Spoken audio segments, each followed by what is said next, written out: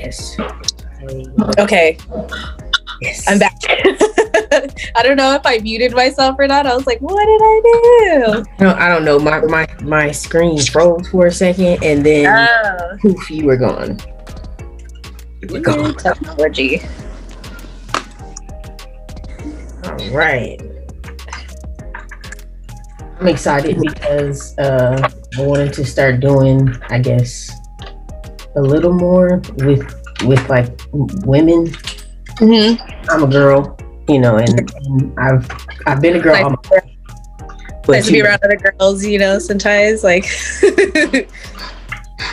I'm learning that because I guess I was the one who would be like around like everybody at some kind of party or something like that, and then I'd end up being around all the dudes while all the girls go off and do whatever kind of conversation they would.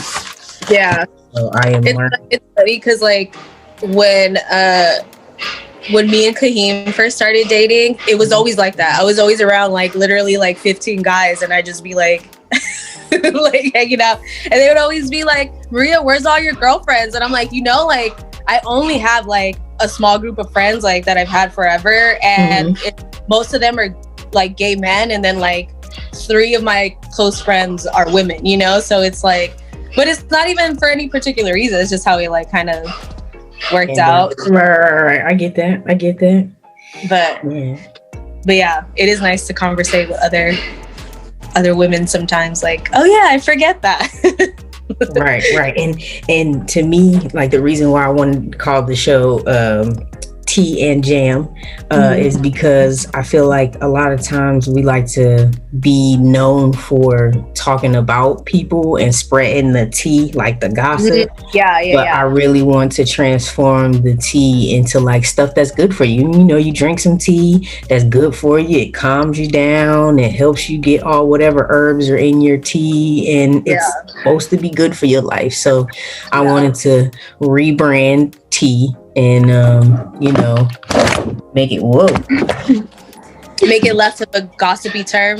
Yeah, I mean, because who wants to, like, that would be the reason why I wouldn't go to like the girls' room or whatever, because I sit and hear about people I halfway don't know and don't care about, and like those conversations that don't necessarily go anywhere. Yeah, for sure. Makes a lot of sense. They're also like, those kind of conversations are really draining too, even just to like overhear or listen, you know what I'm saying? Like, even if you're not participating in it, it's just like, I don't want to hear this. It's funny because like when I worked at Wasteland, that was kind of like the atmosphere a little bit. So like, because I wouldn't join in or like chime into what people were saying, people started just telling me things because they like looked at me like, oh, Maria won't say anything because she doesn't gossip, so I'm just gonna tell her XYZ just because like you can't help not talking about someone else. And I'll just be like, okay, like, all right. Yeah, but it's a weird thing. Well, I like to talk about like the things that we've done to like, really improve our mindsets. And, I know we've had conversations about just the mental challenges that we've had to face recognizing ourselves as women on our own. Talk to me a little bit about like where your head's been at lately. I think at least in the last month or so, here, I'm going to get away from the window because of construction noise. The last month or so, like, I kind of hit a wall a little bit, just from like the fact that I have just been home. I haven't worked in a year, which is, to me, is a little unnatural because I'm just so used to full-time, working at least 32 hours every, like 5 days a week, like everyone else. So like after a while, like, especially like when you're just sitting at home and you're like scrolling through Instagram and stuff, like, even though there's other people that might be in a similar situation as me, because a lot of us are out of work and stuff, it still was like making me feel like I'm not doing enough. But what is enough of what? Like, what is it that I'm not doing enough of? I don't know. Like, but it's making me feel really shitty, like, and so then I was like, all right, well, let me take a step back from social media one. So that was one thing that I was like, I need to do that and just like disconnect, because it does get overwhelming because you're just inundated with like ingesting all this stuff. And then like I started like kind of thinking back to like the steps that I was learning in therapy to kind of like counteract that feeling and those thought processes that make you feel that way, you know, because it's kind of like it's like a drain, you know, you're just like, it can easily go down and down and down and down if you let it. But because I luckily got to the point where I kind of like at least recognize that feeling, I started doing kind of like research online, you know, just to see like what tools that I could use to like navigate how that, you know, like when I do start feeling those kind of ways or whatever. Because, you know, like, you know, even if you are like necessarily like the most positive person, like there are days where not everyone is 100, you know, like, for sure. And that's just is what it is. But some people are able to like navigate through that more than others. And I recognize that in myself. So I started, there's this website that's actually a tool for therapists to use for their like clients and stuff. But it had like a ton of information. It had like all these exercises, and most of it is like thought and like writing exercises. Nice. So that's what I've been trying to do, you know, like just to like try to keep learning how to be able to eventually do that naturally, you know, like where I can like, kind of talk to my own self in my head and be like, you know, just like give myself perspective, you know, like, and then that's how you become more well-adjusted and more like open and accepting and like less hard on yourself. So that's kind of like what I've been trying to do here and there. Like there are times where like I really have to like force myself to, because I could easily just like sit on the couch and just get stoned all day, right? Like, you know, like, and just like kind of like numb out, but it doesn't really address how I felt. It just numbs me out at the time. So like, I kind of, you know, didn't want to start using anything as a crutch and just kind of like actually do the work, because it's hard. Like it's a lot, but that's kind of like where I've been. That and just like, you know, like because me and Kahim spend way more time together than we ever have, because, you know, like I said, like I've always been working. So like being able to be comfortable like talking about those kind of things, because obviously like if I'm not feeling 100%, he can notice that, you know, like it affects him too. So then that opened up the whole thing of just like communicating it to someone else without, you know, like, and that's hard in itself. So, you know, we just been kind of doing things like that where like, you know, he helps me by checking in with me and like being open with me so I can feel comfortable talking about it, you know, like how I'm feeling at that moment, or like if I am feeling kind of off or whatever, like just let him know like, hey, you know, like I'm not feeling 100% today, but, you know, I just want to let you know. So like if I do feel like am pulled back or like, you know, being distant, it's not because of you or like you didn't do anything. It's just, you know, because I know that sometimes people can feel that way. Is it something that I did, or, you know, but that's kind of what I've been doing. And then just like just keeping routines to help me stay like, you know, like kind of like in check in a way, like, so it just kind of helps me keep accountability for just like what I do, and like, you know what I'm saying, and just keep me feeling like sane. so like it starts off with like making my bed. As soon as I get up, I make my bed, open the windows, you know, like it'll start with those kind of like mundane tasks, but it actually feels like even though they're like small and like minuscule, it feels good. Like I feel like I accomplished something regardless of how big or small. So like that's another thing, just kind of giving myself credit even when it's like the small things, you know. So that really has, you know, it's a work in progress, but it really has helped me like stay out of my head in a bad way. You know? That. Yeah. But you know, and then just also just it helps me from isolating myself from other people, you know, like where it's like maybe like a couple months ago, like even doing a call like this, I would panic, like for no particular reason other than I just like, I don't know how to explain it, but you know what I'm saying? So it's like, even doing social things at a distance was like hard for me because of how worried I was of how I'm portraying myself to others, or like, can they see how stressed out I feel? Like that's to project outward, but obviously because I'm feeling uncomfortable inside, it's gonna, you know, like, so so yeah, so like, I don't know, I just been trying to like keep that momentum in my mind and not like, or, you know, when I do start feeling weird or anything, just keep that perspective.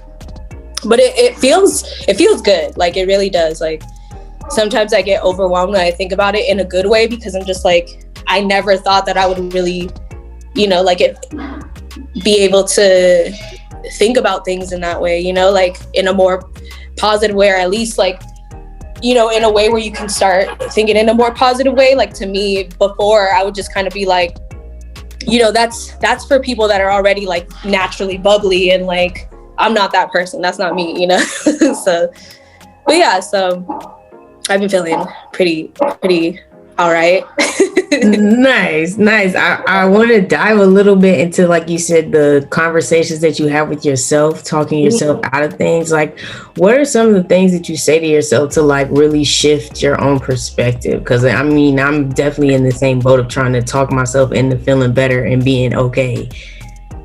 It's like, it's kind of like a series of questions that you ask yourself. So it's like, you know, it's like, for example, like if I call someone and they don't pick up, like my natural way of thinking would be like, they saw me calling and they don't want to talk to me. I'm probably being annoying. And, you know, even though that's my friend and they care about me and, you know, I care about them, in my mind, somehow, like, I'll equate that small little instance into, oh, I'm just like annoying to talk to, or like, you know, things like that. So it's like, then that thought process starts snowballing into like, you know, more people, like that's usually how most people think about me, you know, like, so then it creates this like ugly like feeling in you. So basically it's like, one of the exercises I do is like, I'll write down what I felt in that moment, whatever the instance was that made me feel that way.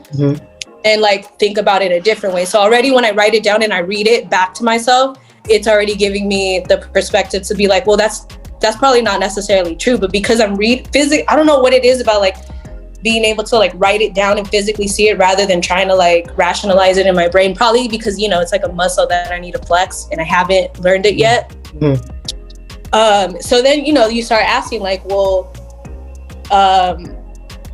you know, they probably didn't pick up the phone because, you know, they were probably busy or something. That's probably what it was. So just give them a call later. And then, you know, and then that's it. And then, it sounds easier than it is in practice, but like, it's kind of like, that's kind of one of the examples of, I actually have a folder. Hold on, one sec. I have a folder of like, and this was like some of the exercises that I was doing while I was in therapy. So it was like, you know, just like kind of mapping things out. So like this particular exercise, it kind of looks like this. It's just like almost like a day-to-day entry. Oh, nice. It's like a log basically. So it's like, you know, whatever your positive experience was for that Sunday, you know, and then so you'll write that down, and then you'll write down about something that maybe upset you, that made you feel a certain way, that, you know, so you'll talk about that. And what did you do to cope? So like, what were the things that you would do to make yourself feel better from that? And, you know, so like, it kind of like helps you map out as you go, especially, you know, like it even breaks it down into like, you know, what was my mood from like, it goes from 1 to 10. So like 1 being like the happiest you can be, to 10 being like almost dangerously suicidal, you know, like level tolerances when you go to the doctor. But so it's like, when you kind of check in with it's basically like checking in with yourself, but in a more regimented way. Right. Because like, obviously, like, you know, like, during the times where I might be feeling like really shitty that day, you know, I can't really like rationalize anything, because it's like you move solely off of emotion, and that's it, which kind of leads you to do like irrational things, or like, you know what I'm saying? So like, it's like that's one of the exercises that I have started doing, more so like just in a notebook, because it kind of felt more natural to me to write in a notebook than to like do it on like a sheet of paper, you know. And it's funny because like, you know, when I was a kid, I didn't even realize like I wrote a lot as a kid, and that's low-key the same thing, you know. These exercises were kind of what I was doing, you know, like unwittingly when I was a child, you know, like when I would feel bad or anything and I didn't know how to talk about it, I would write about it and it would feel infinitely better. Like, you know, like when I was 9, my mom bought me a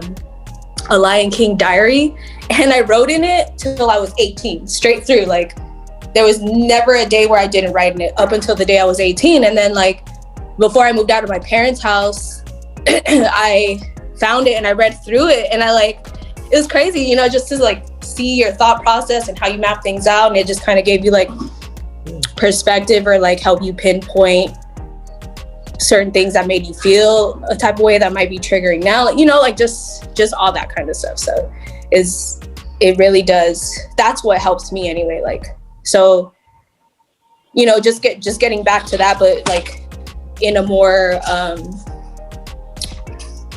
regimented way for now, like has been really helpful, you know. Like also, you know, like there's also like exercises which I haven't really practiced yet, but it's more like breathing exercises, things like that, to help you like calm down when you're feeling anxious and stuff like that. Like but yeah, so that's kind of like what I've been trying to do, is to just get back to, you know, these kind of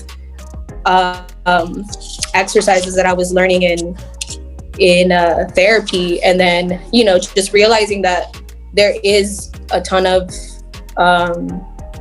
resources like online that I can use, you know, until I get to a point where I can go back to therapy, or, you know, things like that. Cause I still like, I only went for a little less than a year. So it's obviously, you know, for me, for myself anyway, it was not necessarily enough time to like really be like, okay, I'm good now, you know, but it definitely put me in the right direction. So I definitely want to get back to that at some point, you know. Just, you know, obviously things are weird right now, so it's like, but yeah, so you know, just trying to like be a little more proactive in my own like development, you know, like my thought process development. But yeah, that's kind of like where I've been so far. That's dope.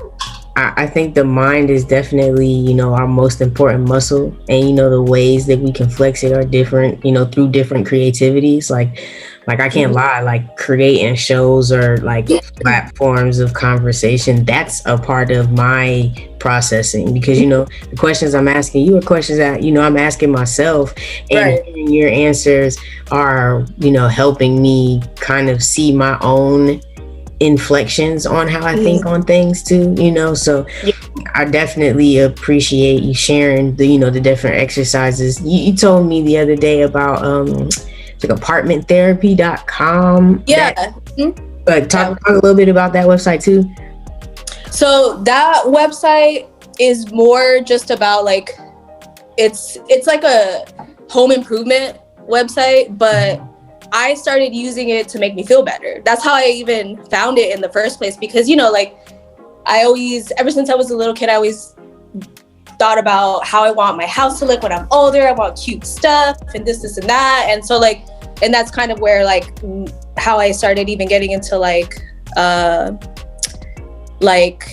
fashion merchandising and everything, you know, like it kind of went in the same hand in hand. But like, so, you know, like I would go on this website and just like, you know, look through home tours of how people decorate and things. And that just kind of like helped me just, I don't know, just like, even if I couldn't be necessarily like creative at that moment, it helped me keep that mindset, I guess, you know, like, and it was just interesting things to know about that would distract me from thinking about, you know, negative thing, you know what I'm saying? So like that was one of the websites that I would go on a daily basis.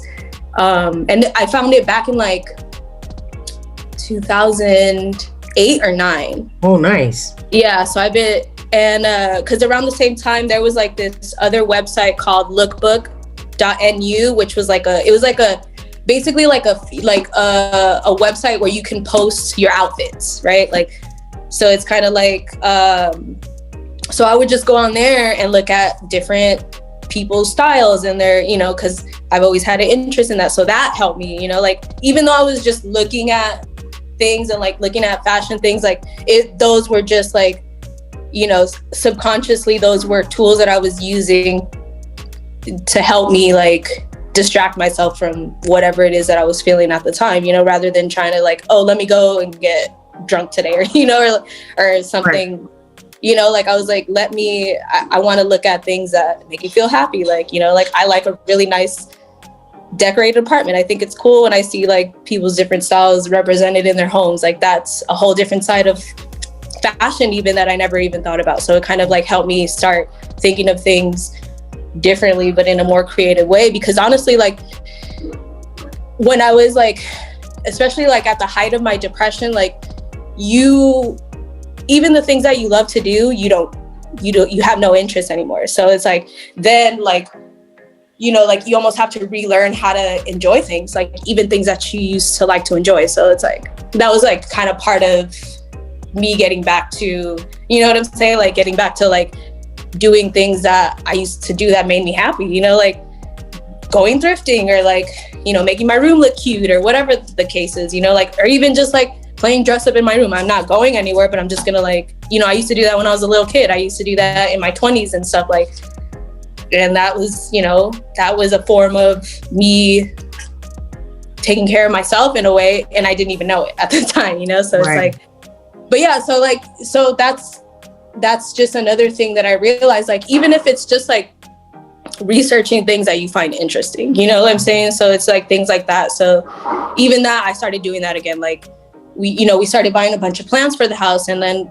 Kahim started growing an avocado. So then I started researching our plants that we have in our house. Like, what kind of plant is it? How do I take care of it? How do I do this? So then it just kind of like snowballed into like, cool, like I want to get more plants. I want to get this specific plant because I know it'll work in our home's ecosystem, or, you know, like things like that. So it's just like, just even researching things, like even researching things for my cat, like, you know, like it's just all ways to make me feel better, which I didn't even realize was happening. And it's like, you know, I'm just learning things, whatever it is that I decide to learn, you know, like then I have all this like information now, and that's cool. Like I learned something new, you know? So yeah, so that kind of like going on like websites like apartment therapy was kind of like my segue into like learning how to do things that I enjoy to make me feel better, you know? Nice. What I heard from that is distractions and happy distractions. Like, yeah, exactly. That's what it seems like. Go ahead. Yeah. No, go ahead. I was just agreeing. Oh yeah, I mean, just like that's what can help you redirect your mind as to focus on different things, because now you're distracting yourself, like giving yourself other thoughts. You're basically substituting things for better thoughts. Yeah, exactly. So, you know, like even when I'm talking about it right now, I get overwhelmed, but in a good way, because it's like, you know, like it's like I'm hearing myself list all the positive things that have happened, even if I don't really feel it at the moment, you know. So it makes me feel like, holy shit, like I am actually doing, you know, I'm going in the right direction for myself. And, you know, so it's like, so it's a good feeling. It's like, it's overwhelming, but in a good way, you know, like, yeah, which is a good thing for me, you know, like, I like it. I want to cheers to that good overwhelming feeling of being in the right direction. I love it. Yeah, it's not an easy journey, but like obviously if it was, then we'd all be incredibly genuinely happy with ourselves and well adjusted, but that's not necessarily the case for everyone. But, you know, I just always knew like that's not where I wanted to stay, you know, like regardless of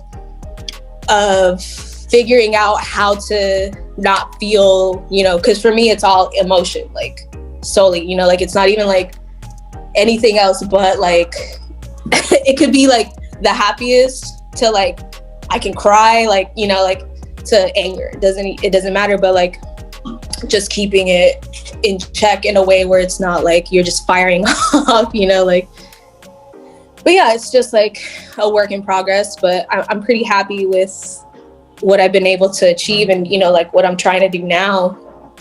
So I love that. I love this completely, you know, being able to manage your emotions and really for yourself dictate where you want to be in thought. yeah. You know, that's superhero, superwoman type stuff. And I'm very proud of you for taking those steps and doing the things that you needed to do for that to be your now reality. And like you're talking about these things, like this is you saying, this is what I do for me because I love me, you know what I'm saying, enough to do that. So like, can I give you a pat on your back? Like I'm patting, but you pat your back.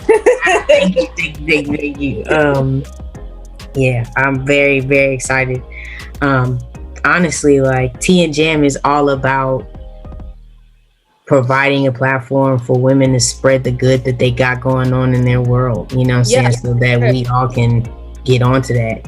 What would you say to your younger self, like to like give her the best leg up? What would be your advice to her? I would I would just probably tell myself to trust myself more, you know, like just trust your voice more, I think would be the main advice. Sure. That's some Jam Good tea right there, to trust yourself, sis.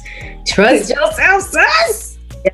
Yeah, I think that goes a long way, you know, like for sure. Yeah. Well, look, I have the free version of Zoom, so it is gonna cut off in like 10 minutes. Okay. But I wanted to, you know, really just thank you for coming on the show. You know, we talked a couple days ago because you came over and we hung out. But I'm glad that this is something that I can put like down on the record. Like Tea and Jam is something I'm keeping close to the chest because, you know, I'm still working on my womanhood. I'm still working on who I want to be as a woman. I've decided this year I'm about to be 31 and I want to be Miss Jam Good. Like I'm pointing out all the good in life and all that. But and there's just like there's no time limit, you know, like there's really no time limit on it. And I think that's one of the main things to keep in mind for everyone, you know, like because especially like being in your 30s too, like I know I felt this way and I know a lot of other people felt like, you know, if I didn't do XYZ by now, that's it. Like, you know, I'm in my 30s. What am I doing? You know, and it's like, that's by whose standard exactly are we supposed to be doing XYZ by, you know, like that's not a thing. Like there's no like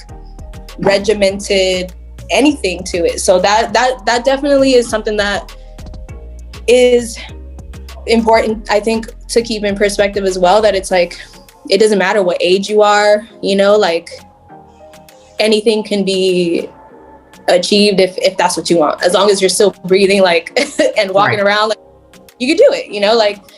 And that's something that I think as we get older too, because it's weird how like aging and like getting older is like not talked about in a positive way, but we all get old, you know, like it just is what it is. So that was another thing that I started thinking about, like I don't want to be aging and feel bad about that, right? Because society tells us young is good, young is pretty, young is the best and more energetic or whatever, because it's a weird thing. It's like, you know, youth is fleeting, whether you want to admit it or not. So it's like having time limits like that kind of feels limiting, but also makes you feel like your life is going to weirdly be over if you don't do, you know, like it just, I feel like it puts this weird pressure and expectation.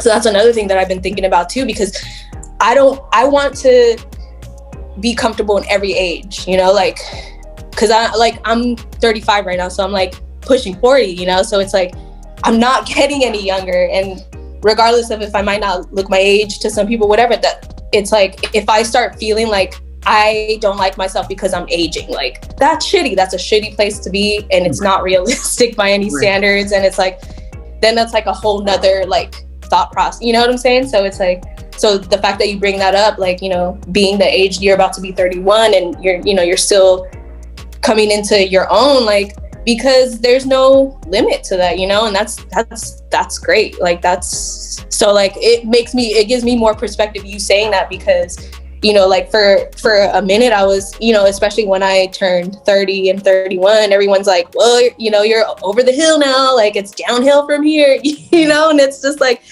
it made me feel like, Jesus, like, is my life over? Am I gonna be senile soon? Like, what the heck? Like, when is 30s, you know, it's like, age is just age, you know, like, that's just it. But yeah, it's just a weird thing, especially for women, because, you know, like, they put an age limit on us in general for everything. Like, you're only going to be wanted and attractive up to this point, you know, you're only going to be, like, valuable up to this point, and then, you know, once you're gray and old, it's like, oh, she's just that old lady now, you know, like, and that's shitty, because especially because, like, when you think about it, like, between men and women, like, men don't really get that same kind of age expectation necessarily, you know, like, they're still able to, like, freely rock whatever age they are, and, like, you know, but for women it's a different thing, you know, like, it's like they put, like, society puts this, like, weird shelf life on us for no reason, you know. Well, I guess we are going to be the change, because who's going to put us on a shelf? Not I, and I'm not going to move me anywhere, you know. That's what I'm realizing in life too. Yeah, especially I think it's like starting to become like a collective realization, which is so refreshing, you know, like, even just to see, like, putting, like, a model who's in her 60s on a fashion, you know, like a fashion ad or something like that, like, you know, like, it lets people know, like, it doesn't matter what age you are, like, it's all relative, you know. At the end of the day, it's like, your age is your age, but, like, how you feel about yourself, it shouldn't be dictated by anything other than how you feel, right? Like, right. But because it's how you feel about yourself. Yeah. I mean, honestly, like, it's funny because I think about Kaheem's dad, and, like, he be forgetting his age, you know, because he's like, I don't feel old, or by anyone's standards, like, I don't think about my age, because, you know, like, that doesn't define who I am. And I'm like, dang, like, that's amazing to think like that, you know, like, so, but yeah. Yeah, well, that's definitely the key, and the best tea ever is that you can think about whatever you want. You know what I'm saying? You really can. You can throw out the best thoughts in the world, or throw out the worst. But it's about, you know, what it is that you put in. I think that was Zoom giving me a little. Was that you, or was that me? I think it was your phone. I don't think that was mine. Okay, it's not my phone. It's Zoom telling me that they about to kick me off because I'm getting to my limit. We should do this again sometime. Whatever your schedule is like. Mine is wide open. Usually, like, once a week, I get on Zoom calls with Kai for because I'm gonna help, like, get onto her tax preparing business. But it's usually like Wednesdays that we do that. But otherwise, like, if you have time, any other time you want to do this, I'm down. All right, cool. Well, this is generally when Kylan has his quiet chill time. So these would be the times, like, throughout the weekday, that would be like the best time to. That works for me too, because, you know, I'm just me and my cat home. We might try to take a ride to you too soon. So that we can hang out. Come on over. We're just hanging out all the time. All right, cool. Well, thank you, Maria. I appreciate you for being on Good Tea and Jam.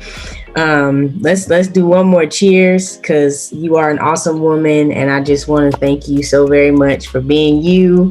Appreciate you having this talk. That was really good. Like, that set the tone for the rest of my day. Yay! I love that to be a tone setter of happy. What? What? I like it. All right. Well, I'll talk to you soon, sis. Okay. Yeah. Love you. All right. Love you too. I think did they wait? Okay. I'm back. Okay. All right. Bye. All right. Bye.